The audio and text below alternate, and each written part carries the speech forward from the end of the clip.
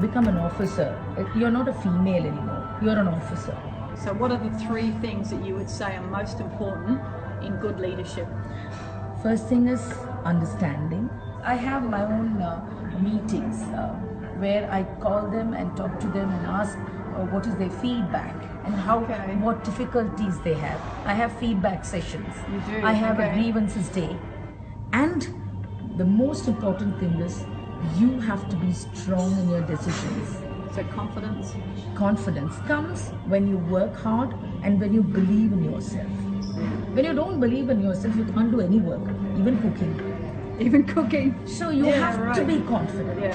When you can't change yourself, the world cannot do that for you. And these phones are all working, aren't they? Yeah, these are the hotlines. They're the hotlines. That's what people are going to ring you. Hello. Heading off to meet the female firefighters of Rajasthan. And some of them have come from villages far up in Rajasthan where 50% of women between the ages of 16 and 20 are child brides. So they're really breaking the mould of what's expected of them as women.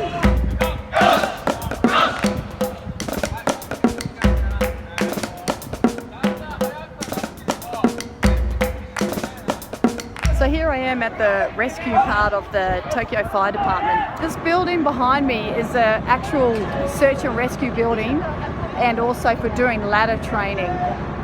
And all of these buildings are designated training props for firefighters. It's no wonder they spend 6 months here. Ohio gozaimasu from the Tokyo Fire Museum. I can now validate what was told to me yesterday by the panel of female firefighters at Azabu Fire Station. They've grown up with visual representation of female firefighters.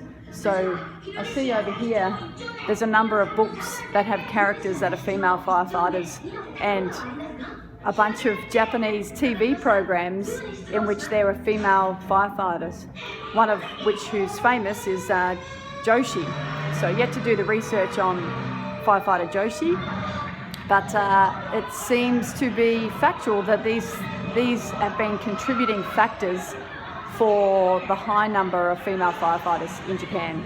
I've just come from Tokyo Fire Department headquarters where I've had some other very interesting meetings with their personnel department, their recruitment team, and what strategies they're currently using to attract more women, their need to meet the requirements of government-imposed strategies, and the issues around the inclusion once those changes are implemented.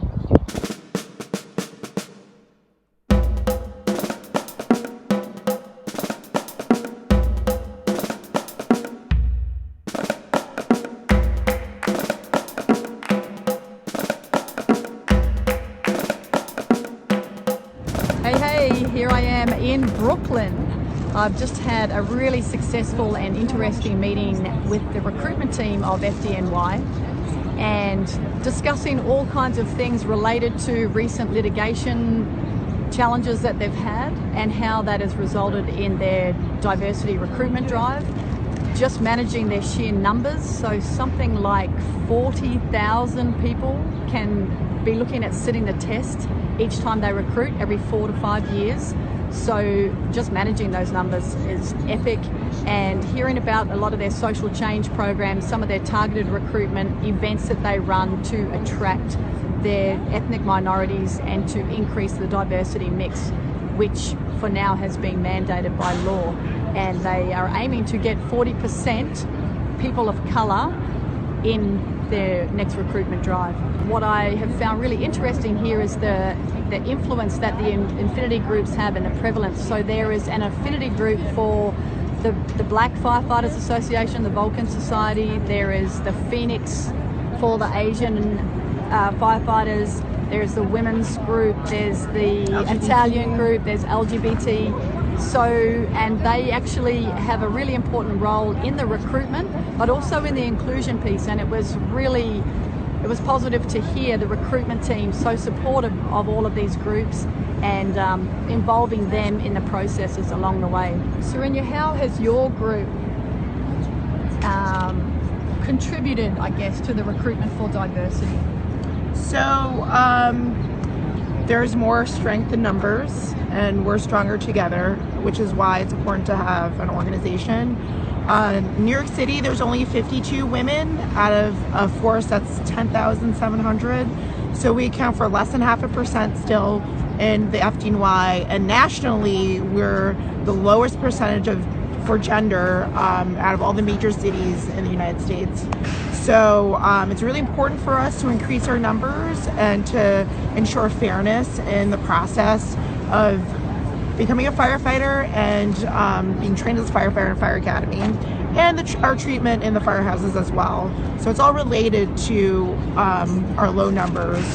So a lot of the things that happen in recruitment, a lot of the initiatives and programming come from the affinity groups, particularly the women's group and the Vulcan Society.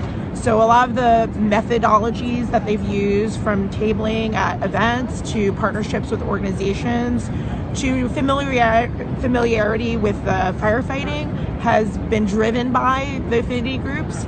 So one of the programs that we're really proud of from the United Women Firefighters is a Women Firefighter for a Day program, where we take as many women as we can and we have a day in Fire Academy and they get exposed to firefighting. We already can recognise that it's one thing to get numbers for diversity through the door, it's another thing to get everyone operating efficiently and playing well in the sandpit, if you like. So what role do the support groups play in that inclusion piece? So I feel like we're like the backbone of the communities that we represent. So a lot of women and people of color don't have family on the job.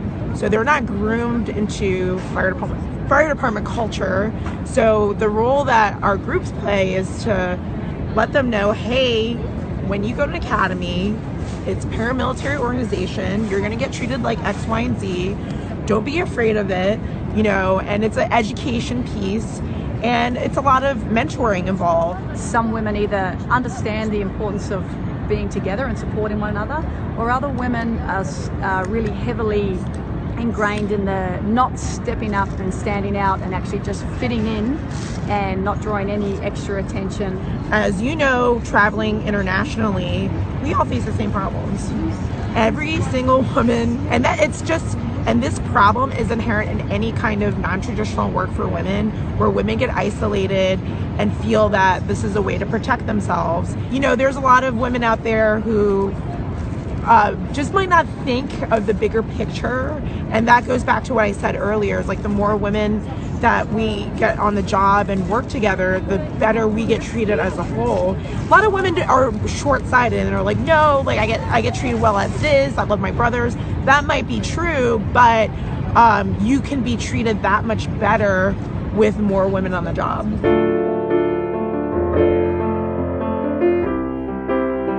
It's been very important for me to be a role model to all nationalities, young, old, girls, boys, but I think it's important for them to see me and relate to me however they can, to say that I can do it too. As a young little girl, I didn't have any examples of firefighters that look like me, but I think it's important that they see a positive example, and I try to get my face out there all over town and speak to the young women and men that are interested in a career in the fire department, or maybe just hadn't even thought about it.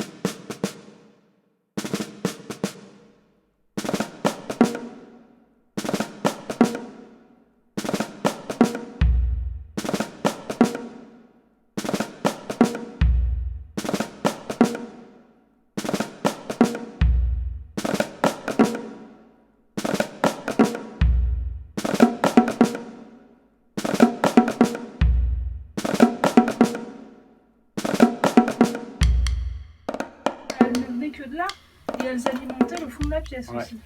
On regarde ce qu'il y a au bout. Ouais. Mais on fera ça plus tard. Là, on est carbonisation fenêtre. Alors, on est d'accord. It all started that one day. I knew then my destiny. To have a career where I can achieve my best.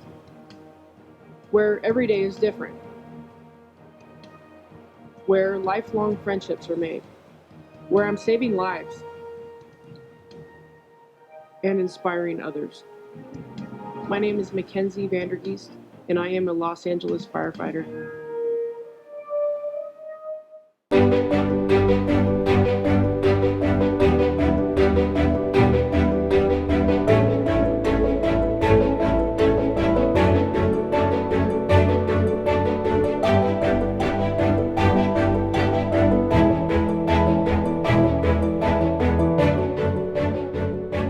Now in Australia, we have a huge Asian population, and we're constantly told by the naysayers that Asians don't want to be firefighters. With the Asian American support group, they go out and do a lot of parades and recruitment things. What ways do you engage with young people in those communities to encourage them that this is a job, just like you, that you could do this job? The Asian population can be very professionally career-minded. My kid, I want you to be a lawyer, or a doctor, or some kind of further education. We're dealing with changing the perception of the fire service. You know, maybe at one point it was just completely blue-collar, working people and basic education. In San Francisco, you look at the diversity of who we have a lot of people who are lawyers, doctors, dentists, and the roles are changing. So those people are great to the fire service. Okay, we've got Nettie and Carolise here, and they're on a cadet program with Rochester Fire Department. A cadet program is a pathway to employment and prepares candidates with tools and capabilities so that they're going to have a better chance of being hired. So the program is called Career Pathways to Public Safety. They basically give you fire protection technology starting as a low base, and then from there at the end of the year you take your civil service exam, which you compete against the people that you're in the class with. So you won't compete against a lot of like 1,000 people that are trying to get the job. You only compete against your classmates. So we took the civil service exam and she had the highest grade from the civil service exam, and then from there they gave us an employment from the City of Rochester Fire Department, and now we're basically fire trainees. And then in January we start going to the academy. Fire strikers say it with pride. Fire strikers say it with pride. Ready on the hose line going inside. Ready on the hose line going inside. Fighting fires day and night. Fighting fires day and night. Working together doing it right. Working together doing it right. Do you feel like empowered now just from even that? It was so fun. It was so fun. Cool, all right. The vision of this camp is really to build strong women leaders, and we like the fire service as our playground. Our message is really about you can be anything you want to be. And certainly there's a piece here about recruitment. If you look around at this camp, we have at least 9 people who have been campers before who are back both as staff, directors, and volunteers, one of whom is a nurse. But all of those 9 are either volunteers, professional firefighters, in an academy right now, or in the emergency medicine field. So It works. It's working. It works. It definitely works. Amina, what do you reckon? You've done that as a camper. Now you've been back as a volunteer. Now you're one of the directors of the camp. Why is this such a turning point in these campers? It's an emotional obstacle that they can overcome, and this is something they'll take with them. How important is personal resilience for a successful career as a female firefighter? It's big because firefighting is dynamic. There's a lot of obstacles, and by learning that they can get through this, they can get through anything. Sure can. Here they are. Straight out of the Bellevue Fire Department calendar, I think. You saw the girls, some of them terrified to do that climb. They all did it though. They all did it? They rallied around each other, which is really cool to see. What I like about it is seeing young people that are really scared of something, and then they get over their fears. It's really like empowering, and here you have to take charge and you have to be loud and be heard, and you are the strong one. I think it's good that we're taking the place of what the men would usually be. Yeah. The increase in self-confidence that our campers experience because they come into the program really tentative, not knowing what they've gotten themselves into. And do you think camps like this can actually help increase the numbers of women applying and getting hired onto fire departments? I think so, because you can't be what you can't see. So the more that we put female firefighters front and center, the more that the public will take notice, and that these young females will potentially choose firefighting as a career. We just need strong mentors to really step forward and present what firefighting is all about. How can you see that this is going to change the fire service? I think it just gives a deeper pool of applicants for employers to consider, and that is the bottom line, is the best applicants should get the position. Gender, sexuality, race should have no factor in the decision at all. So if it opens the door for a lot of the young ladies to choose a career path, if you want to call it that.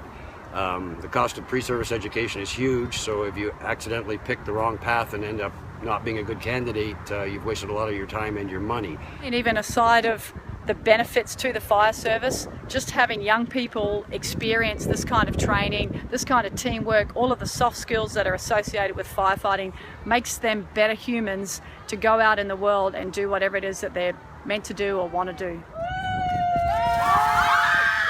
Back into the community. How does this volunteer position help you personally and also help you to maybe get hired on with the London Fire Department, which is your ultimate goal? For sure. So personally it helps me because one, it teaches me how to become a leader, which is very, very important in a role as a firefighter. For getting onto a department, the biggest thing is it's networking, which is absolutely amazing, and I get to meet a whole bunch of amazing London firefighters, a whole bunch of amazing chiefs and captains.